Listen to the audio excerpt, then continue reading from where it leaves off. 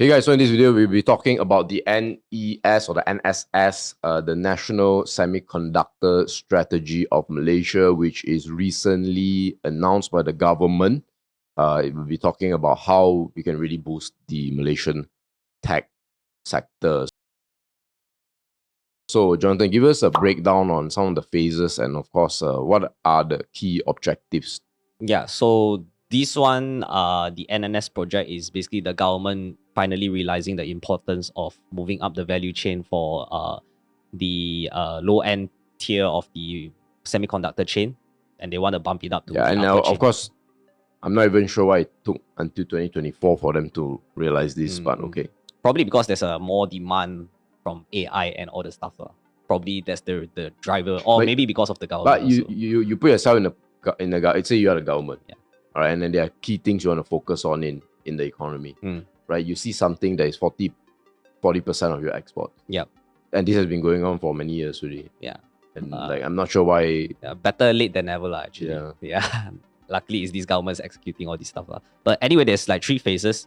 So they want to go by slowly and gradual to not spend so much at the moment. So the first phase is that they want to focus on building these and modernizing these OSAT players and all the stuff, and also develop more local chip design champions. So for example, your Opstar or your Sky chip of this world.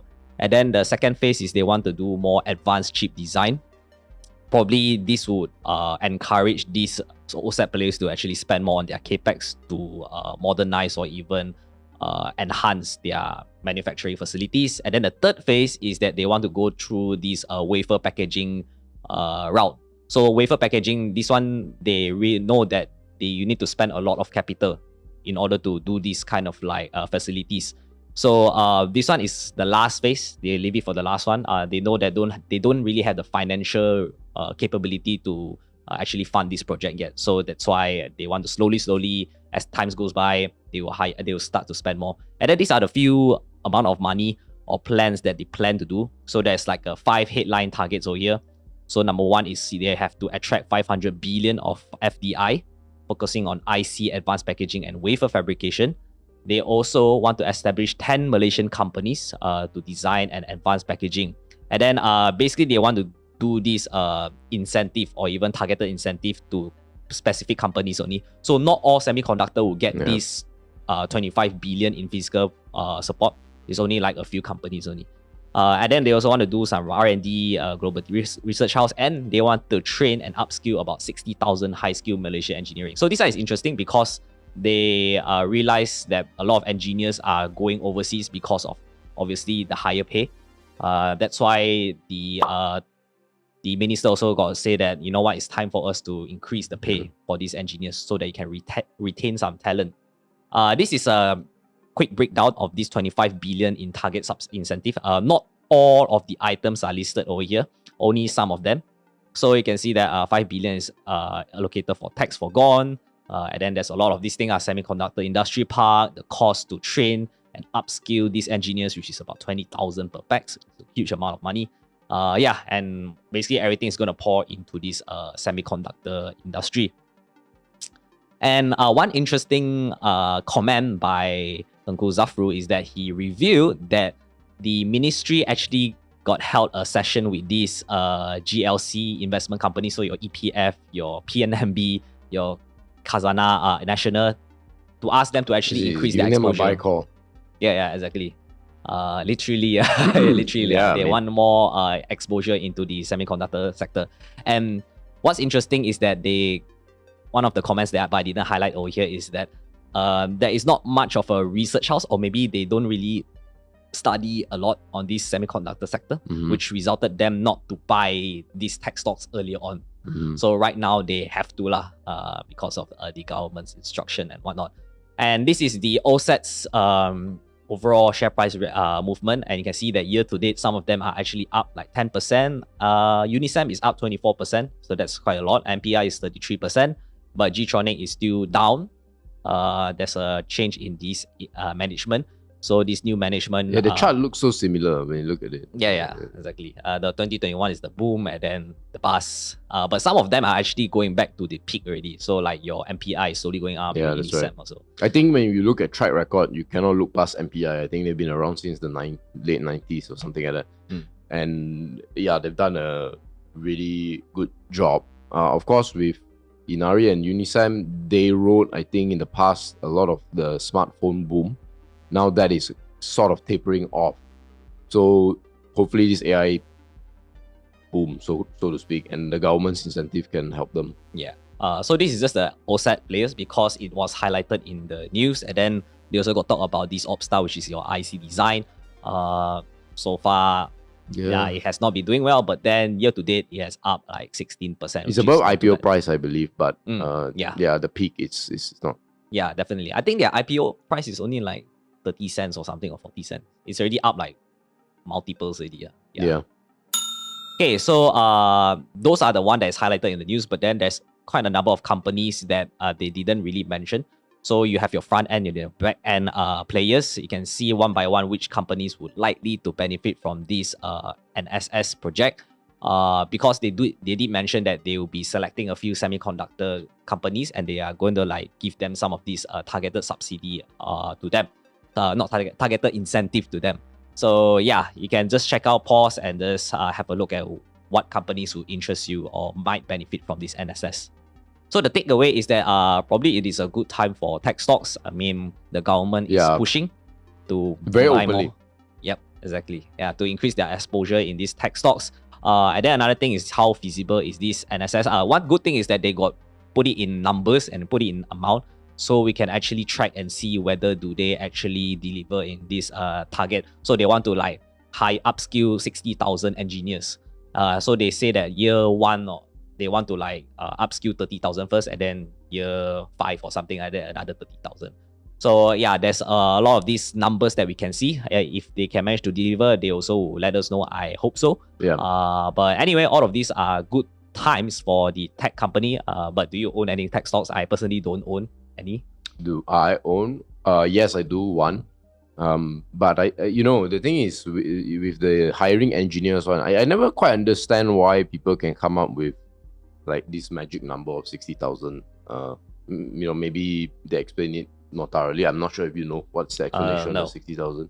Probably they discuss with the companies or even shareholders. Well, most likely is they got some consultant to say, okay, look, this country that is high tech has X amount of engineers for the population size and the economy size, right? Yeah.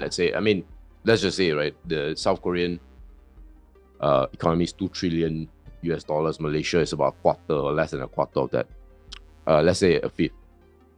So then maybe they see like there's 300,000 South Korean high-end engineers, which again, not sure what it means by that. But then, so if they have 300,000, then they say, well, Malaysia should have 60,000. I think that's how they came about No, I think it's because they are comparing with Vietnam.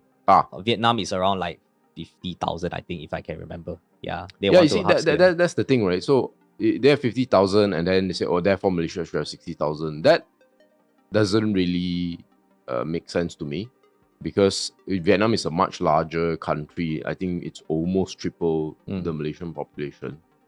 Why should we expect us to have that many engineers? And then it's not really about how many engineers you have, it's really about the quality, right? Like, so I think if it would be good if they came up with an explainer on what they mean by high end. What do they mean? Right? Yeah. Because then it's just terms that people can just redefine. Then do you say, okay, we don't know that whether, I'm probably quite sure that one of the 4 OSAT companies will get some of these financial subsidies and benefits, right? But let's say if all gets it, do we then define the 60,000 as who they hire, the engineers that the OSAT hires?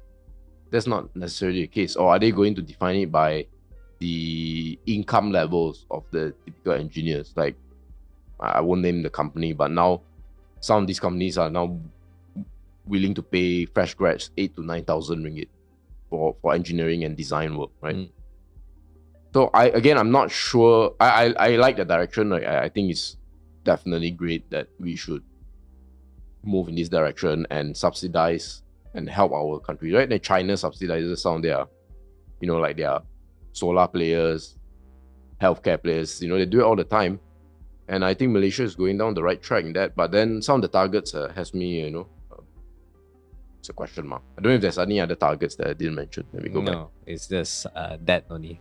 Yeah. It's a very broad and general kind of like statement. 20,000 per pack. So there you go. So, okay. That's the budget. Yeah, it's just the budget only. Yeah. I think the other parts, that makes a lot of sense. Yep. Exactly. Tax forgone over 5 years. That sounds like the pioneer tax, but this time is the not so pioneer tax. You don't need to be pioneer and then you can get it. HRDF for semiconductor. Yeah. Okay, the park is great, center is great, facility is great. Yeah, exactly. And one thing they did mention is a targeted incentive. So it's something like your targeted subsidy kind of thing, your target diesel, those kind of thing. So not all semiconductor players will get it, only a specific few. So they also did mention that they foresee that some other semiconductor companies will start to make noise also because like why didn't they include it? Yeah. So they are very. But that's the challenge because it really depends on which route Malaysia wants to go, right?